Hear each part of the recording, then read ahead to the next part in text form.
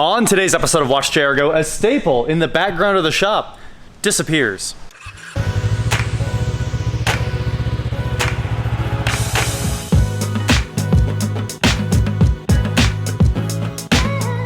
What is going on, guys? I am Watch JR Go, and like I said, Naveed's C6Z is going to disappear shortly. He'll be here in 2 days to pick up his car, and there's a couple things that still need done. So of course, Naveed shipped me his car quite a while ago when he was moving to New York, and said, you know, I just want you to do some things to it. I'll just ship it to you and pick it up sometime.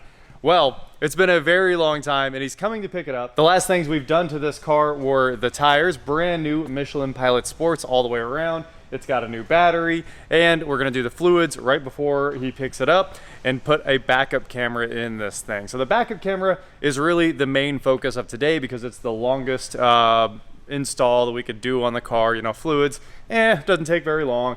Tires weren't terrible. Obviously, we just ran them over to the local tire shop right down the street. So today's focus is getting a backup camera on the C6. Now, of course, we went with a great backup camera. It already had a Kenwood double din head unit in it, and we're going to use this Alpine HCE C114 because really, if you just buy a backup camera that's a brand name, it has more lines of resolution. It's IP67 rated, which is awesome, and a CMOS image sensor, dark to light dynamic range is 1 to 100,000 lux.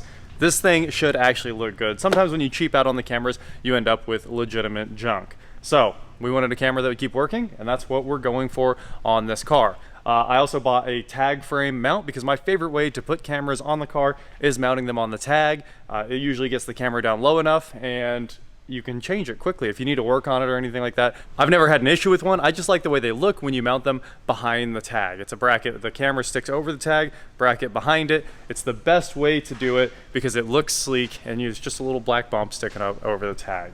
So that's what we're gonna do on this C6. Yes, there are many methods of doing it on C6s. Everyone has a different idea. Some people drill rivets and move the key, and some people just drill new holes in the bumper and just put a camera that points down. There's a whole bunch of different ideas. But the other thing that the tag bracket affords you is putting the camera dead center. And a lot of the other methods move the camera off to the side, which is not ideal when you're backing a car up. You're kind of looking at that camera, trusting that it's in the center of the car, instinctively at least. With that said, let's fire this thing up and start taking it apart and getting this camera in there. The C6, the CTS-V, and the ELR, possibly the best door handles ever created.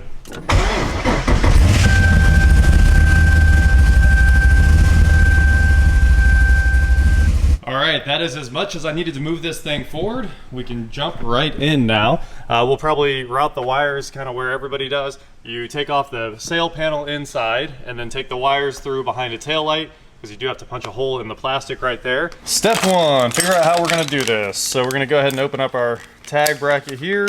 I'll try to put links to all this in the description below. It's just some random stuff I bought on Amazon. So there's the tag bracket. Comes with a little screwdriver. Open up our new camera. Very nice. Start unrolling everything. Power wires, video output, a nice long RCA cable for the video feed to the receiver. They even threw us some heat shrink. What a nice touch, Alpine. And their own version of the bracket. So Alpine has their screws offset, one high and one low, opposite corners.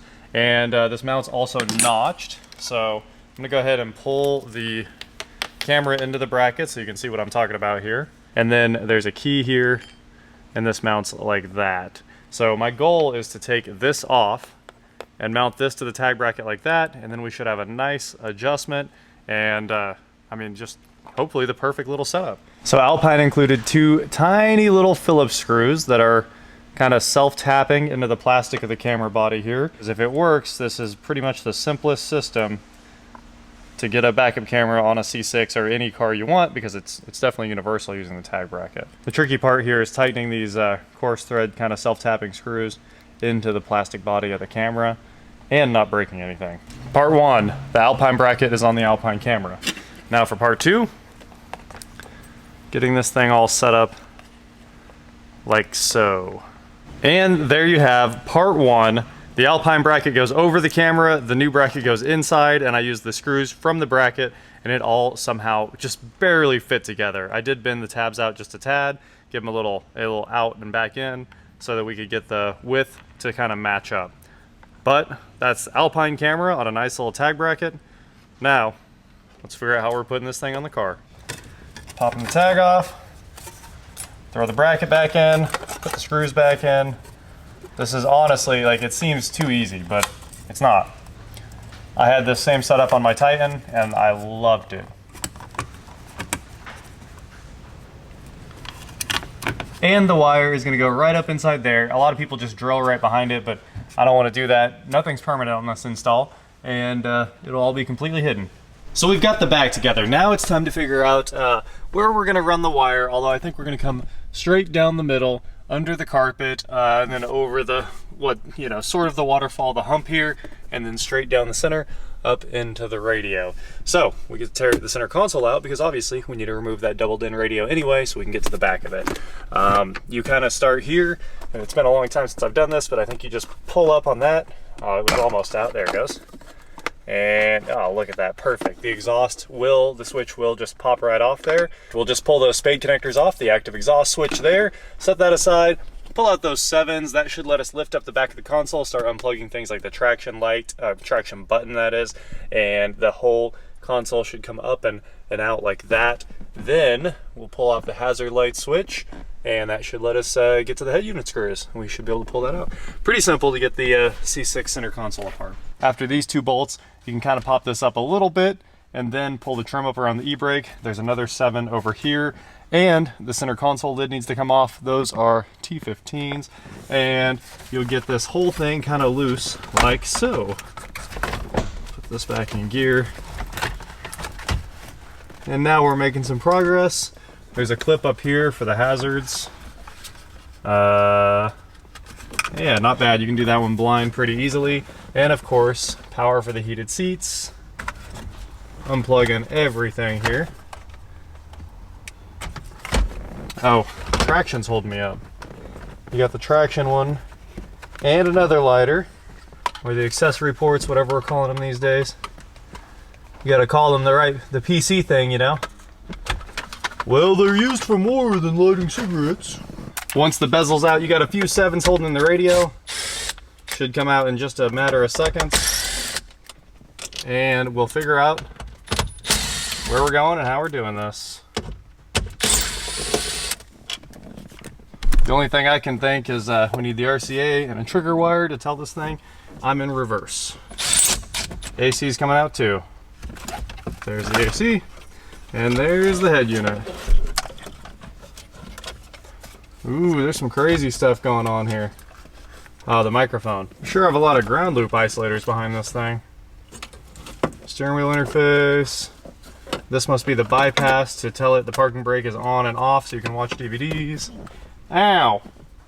It's a little bit of the Wild West here behind this head unit, but we're gonna get it sorted out. Shout out PAC. I showed you we've got the RP3 GM11 integration module there. It's doing all the magic to create the low-level outputs that the Bose system needs. In Corvettes, and honestly, almost every GM car with a Bose system, the amplifier's hanging right here. So right here we have like a 6-inch or an 8-inch speaker, and then a mid-range or like the tweeters right here in the Corvette door. The amplifier is local to all that, and it actually runs, you know, a signal level or a line level into the door with 12-volt power, and they sound amazing, honestly. Bose really does. I'm not praising it too much because it's not nearly at the level of like what the new Fords, the Burmester, like really high-end systems, but for what this is, which is honestly like entry level, it is incredible. Like they've been knocking it out of the park for years.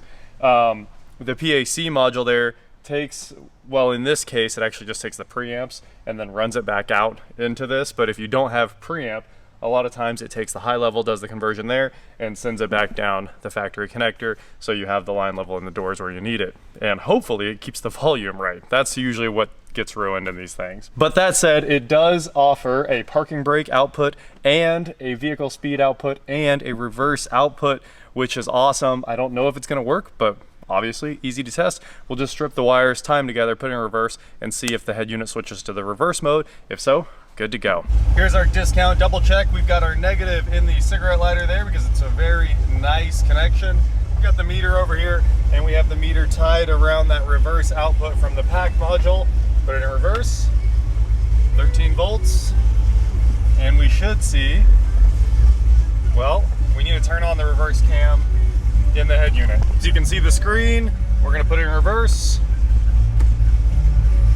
There we go. All I had to do was jump in the menu and enable a reverse cam interrupt. So that all works, which is awesome. Time to connect some wires and pull in the wire from the camera.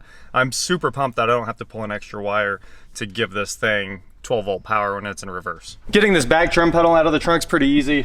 Straight bit down there, and these are the retainers for the cargo net. So you just spin all these things off. If you put a little pressure on them, it helps, and then I just pull right there, and the whole thing kind of lifts out. Now I couldn't ask for a better setup because this thing has that aftermarket active exhaust, and there's already a new grommet in there for me. And I'm just gonna piggyback on that grommet to run the RCA cable through, and we should be good to go. One final test before we put this thing all together. I can't recommend testing enough. Check out this camera. Ooh, it's so crispy.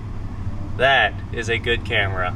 All right, our composite video signal cable is pulled. It just goes straight down the middle. Obviously, you won't be able to see it because there's so much sound deadening under that carpet. Also, this entire car is just covered in sound dampening. There you can see how much excess composite video wire we actually have there for the camera. There's a lot. I'm gonna have to put like 2 zip ties on it, but there's plenty of room to hide all that excess wire down there in that crevice. Anyway, everything checks out. Our test was good, and you can see I went ahead and put the head unit and the climate control back in. The wire runs right there. It follows the factory wires up under the cup holders and plugs into the reverse cam input on the head unit. All I had to do is plug that in, make that other connection to the integration module, and it's ready to go. So all of this is completely ready to put the console back together. I'm gonna do that right now, then we'll jump back to the back. This actually went pretty quickly, and I'm surprised at how easy it was to route the cable. I planned on pulling the whole interior apart and taking all this trim out, running it down the side like I normally would, and sure, we have enough wire for that, but in this car, you really don't need to. You can go straight up the middle. It's time to make our final connections here on the C6. We have that awesome heat shrink Alpine included. This is the marine stuff, I think, with the glue squeeze out, so we can hook up our composite cable here, rotate it until they match exactly, because there's no good reason for that, but I'm doing it. And now we can slide our heat shrink up over and shrink it. I hope it shrinks down far enough, but at least it'll get the connections locked together.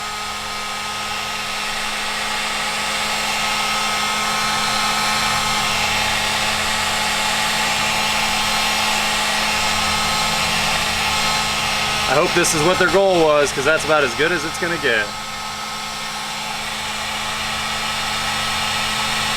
Backup camera installed. Everything's in its final location. I did a quick test. It does the red line right back here, which is about where you want it, so you don't hit your exhaust tips on anything while you're backing up. So we got the angle right, and I will say it's completely hidden when you're above the car or even off to the side. You don't see it until there. You just see a little blip. And of course, if you're really low and right behind it. So everything's put together. The excess wire is rolled up and put into the factory loom over there, and there's where my wire comes in, the grommet, all that good stuff, and there's the connection. People are gonna whine about that, but believe me, it's inside. It's good forever, and it's serviceable, which is the key here. So that's tied to the reverse light power. When the reverse lights come on, the camera boots up, and you see it on the display. All I've got to do now is throw the taillights back in. All you do is kind of angle them in like that and put the one screw in the top, hook up the connector obviously, and put this rear trim piece back in, and we're pretty much wrapped up. We can do one final test.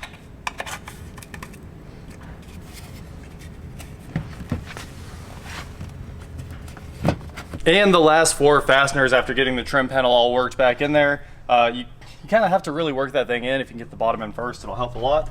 Obviously the straight bit ones go on the bottom there, and the ones that hold the cargo net in go on top. You probably want to do those at the same time because they take a long time to screw in. But of course this stays back here because it's a battery tender and easy access. Run it right out of the back of the trunk, plug the thing in. So let's test it out. I think we got it. Boom. It looks like I actually could angle it down just a little bit more. I want the red line to be close to the back of the bumper, but honestly, that's not a bad spot because it keeps you, that's probably about 1 foot from the bumper. Let's measure. So if you looked at the head unit, the red line was on the heat gun. Sure, you could get a little closer, but that's 1 foot. So I think I'm gonna leave it alone. We're calling it good.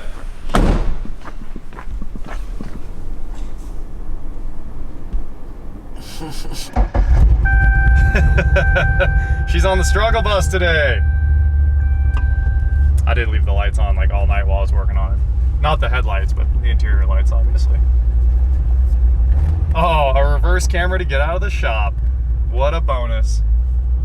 Huh, what happened to the line? Oh, it's rebooting, so we're waiting on the lines. Nice. At least it comes up right away. Yeah, it does give you the camera before the head unit's even booted. Can't argue with that. There, we got lines. You can see noise from the alternator in the camera image. That's always exciting. There you have it. That is installing a backup camera on a C6 the way I do it. Everybody has a different way to do it. And honestly, the coolest way to do it, I think, is the C7 camera, but it's really tricky. The C7 camera is really close to how this one mounts. I think you have to move the lock over. You have to drill out the factory rivets, move the lock to a new position, which is cable drive. It opens the hatch when the battery's dead. You guys have seen all that. And then you can install that, but you got to flip the polarity on the video wires or something like that because of the way that sends the composite signal. It's not in an RCA cable. It's just 2 wires in like a little quick disconnect. So the C7 camera is very cool. If you have that option, it's also way more expensive than this and way more time. This will be the second to last episode. There will be one more and this car is out of here tomorrow. That is it for today, guys. Thank you so much for watching. Don't forget to head on over to shop.watchcherrygo.com for cool shirts just like this. And please like, share, subscribe, do whatever you want to do. And I will talk to you next time. All right, this thing is headed over to the detail bay here so they can detail it before he gets here at noon. Oh, over into the wash bay. I see.